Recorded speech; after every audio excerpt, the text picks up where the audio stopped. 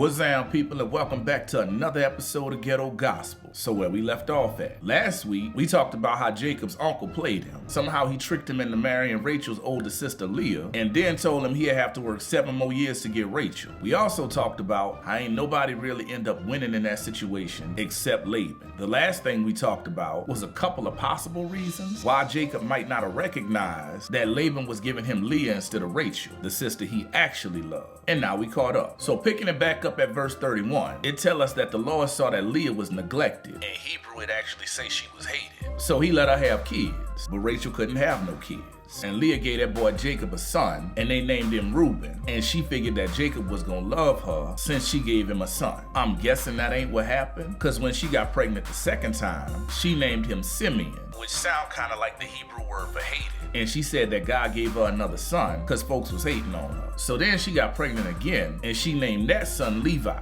No, not like the jeans. In Hebrew, that sound kind of like the word for attached. Because she figured Jacob was going to be attached to her now, because she had bust out 3 sons for him. I don't know if that happened. What I do know is, when she got pregnant with her 4th son, she ain't give him a name that had nothing to do with her husband. She just named him Judah. That sound like the Hebrew word for praise the Lord. And this just my opinion, so it sound like she finally got to a point where she decided she wasn't even much worried about Jacob no more. And then it say she stopped having kids. So what all this mean? Well, I'ma just say this. I ain't super familiar with how fertility works, but I'm guessing Leah probably wasn't getting pregnant every time she got smashed. Which mean that boy Jacob must have been.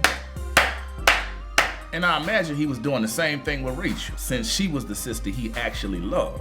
The other thing is this, that woman had kid after kid for Jacob, and you don't see it saying nothing about him loving her more after each kid. It almost say the opposite. Nowadays, most of us in this part of the world don't really understand just how important it was for folks to have kids, and especially sons back then. Not only did having a son mean you had somebody to carry on your family name, but that meant you had built-in labor for the family business. Having kids was literally a gift from God. We gonna see next chapter just how serious it got over kids. But Leah done gave that man 4 sons, and it don't say nothing that tell us he felt no kind of way different toward her. Ladies, if you ever needed an example, here it is. You could give a dude the best of you, but if he don't love you, he gonna take whatever you giving him and then turn around and smash your little sister. I ain't said it. Be mad at the one who wrote the book. So that's it for this week. If you don't know Jesus, but you trying to get to know him, go on click that first link in the description down there. I'll see y'all next week, and as always,